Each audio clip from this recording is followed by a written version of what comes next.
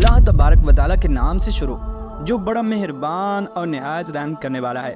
ناظرین محترم، آج کی اس منفرد ویڈیو کے اندر ہم آپ کے ساتھ شیئر کریں گے کہ روح کیا چیز ہے اور کس طرح سے روح سب سے پہلے جسد انسانی کے اندر داخل ہوئی۔ چنانچہ ہم میں سے ہر شخص اپنے آپ کے متعلق جاننا چاہتا ہے کہ میں کون ہوں اور میں کس طرح سے اس وجود کے اندر داخل ہوا اور اس داخلے کی ابتدا کس طرح سے ہوئی۔ لہذا اپنے حوالے سے اس منفرد معلومات کو حاصل کرنے کے لیے آپ سے ہماری گزارش ہے کہ آپ ہماری اس ویڈیو کو اینڈ تک مشاہدہ فرمائیے تاکہ قرآن و حدیث کی روشنی کے اندر آپ کے ساتھ روح کو پہلی بار جسم میں داخل ہونے کے پورے واقعے کو تفصیل کے ساتھ بیان کیا جا سکے، جس کے ذریعے سے ہمیں اپنی پہچان حاصل ہو سکے، کیونکہ اللہ کے رسول صلی اللہ تعالیٰ علیہ وسلم نے ارشاد فرمایا کہ جو اپنے آپ کو پہچان گیا وہ اللہ تبارک و تعالیٰ کو پہچان گیا۔ اور ایک مقام پر یہ روایت موجود ہے کہ انسان میرا راز ہے اور میں انسان کا راز ہوں۔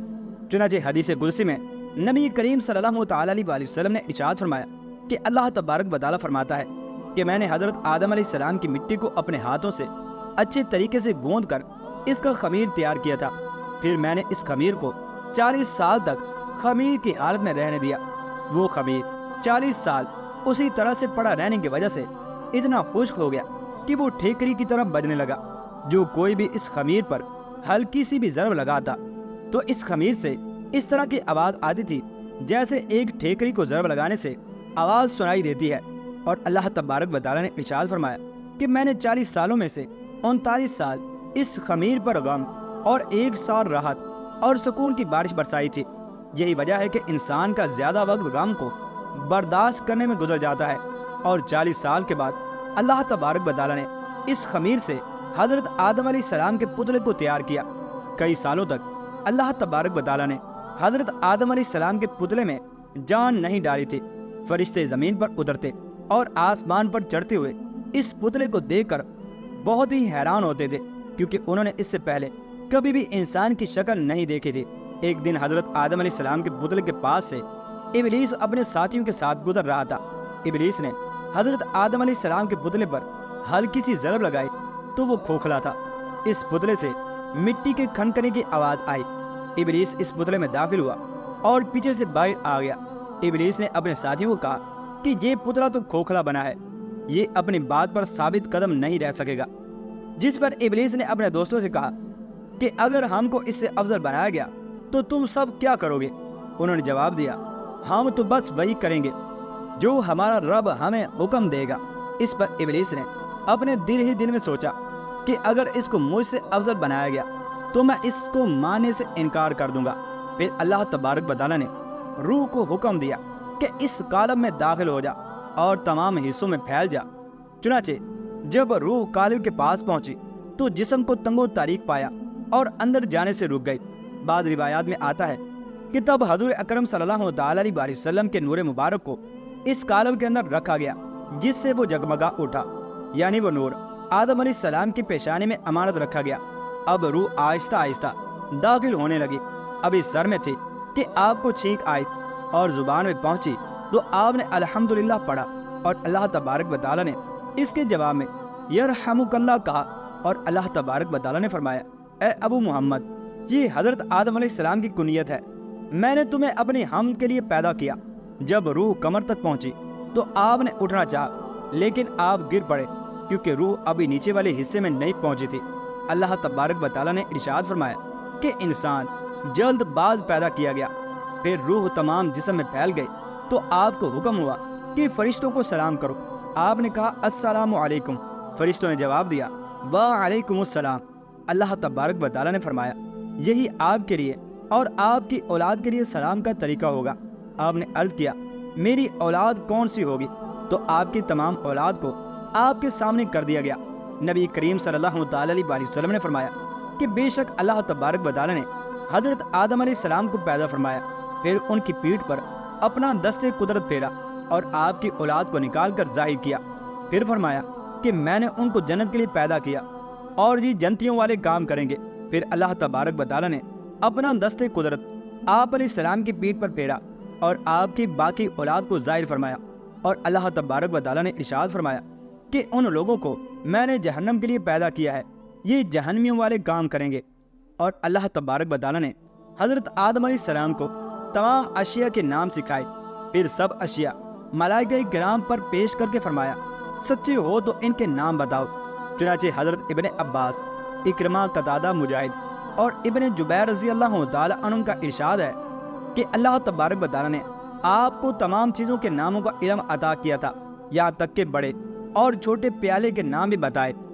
और बाद हजरात ने हजरत इब्ने अब्बास रज़ी अल्लाह तआला अन्हु की तरफ कौल मंसूब करते हुए कहा कि आपने फरमाया कि हजरत आदम अलैहिस्सलाम को अल्लाह तबारक व तआला ने जो कुछ हो चुका था और जो कुछ होना है इसका इल्म भी अता फरमाया था।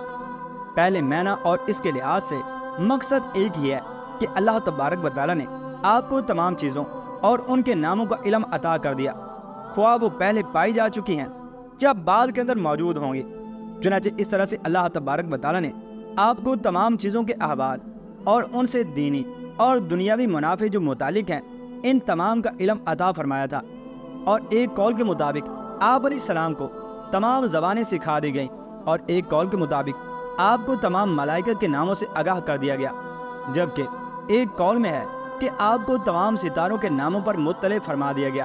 अल्लामा आलूसी रहमतुल्लाहि तआला अलैह ने मुख्तलिफ अखबार नकल करने के बाद हकीम तिरमिज़ी का कौल नकल किया कि वो अशिया ख्वा उलमी हो या सुफरी, जौहरी हो या अर्जी, इन तमाम के अस्मा को अल्लाह तबारक व तआला के अस्मा ही कहा जाता है, क्योंकि तमाम चीज़ें अल्लाह तबारक व तआला की ज़ात पर दलालत करती हैं और अल्लाह तबारक व तआला की ज़ात के जलवे तमाम अशिया से ज़ाहिर होते हैं, अगरचे अल्लाह तबारक व तआला उनमें मुक़य्यद नहीं होता। और तफसीर रूहुल बयान में लिखा है कि अल्लाह तबारक व तआला ने रूह से मुखातिब होकर फरमाया कि जिस तरह तुम ज़बरदस्ती जिस्म में दाखिल हो रही हो, तुझे जिस्म से निकलते हुए भी बहुत ही दुश्वारी का सामना करना पड़ेगा। यही वजह है कि जब रूह जिस्म से परवाज़ करती है तो इंसान को इस वक्त बहुत ही दुश्वारी होती है। और मदारिजुन नबुव्वा में लिखा है कि रूह का जिस्म में दाखिल होने से इनकार की असल वजह यह है कि रूह लतीफ़ और नूरानी है, जबकि जिस्म आदम कसीफ और जुल्मानी है।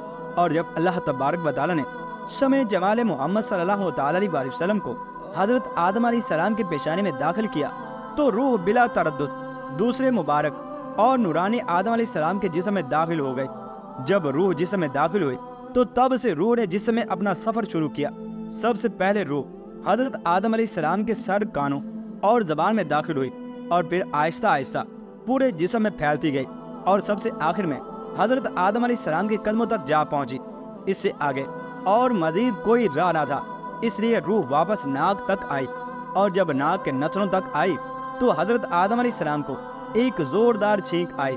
इंसान के जिस्म से सबसे पहले छींक ही की आवाज़ आई और जो इंसानी जिस्म में रूह के दाखिल होने से सबसे पहली आवाज़ थी वो छींक ही की थी।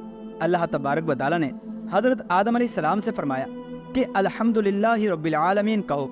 अल्लाह तबारक व तआला के हुक्म से हज़रत आदम अलैहिस्सलाम ने ये अल्फाज बोले। चुनाचे हज़रत आदम अलैहिस्सलाम के ये अल्फाज सुनकर अल्लाह तबारक व तआला ने इरशाद फरमाया कि अल्लाह तबारक व तआला तुम पर रहम करे। चुनाचे जब रूह हज़रत आदम अलैहिस्सलाम के जिस्म के अंदर दाखिल हुई तो हज़रत आदम अलैहिस्सलाम का दिल चाहा कि वो एक जगह से चलकर दूसरी जगह की तरफ जाएं, लेकिन वो ना चल सके। जब रूह को हज़रत आदम अलैहिस्सलाम के पांव तक पहुंचाया गया तो इस वक्त हज़रत आदम अलैहिस्सलाम अपने कदमों पर चलकर एक जगह से दूसरी जगह हरकत करने लगे।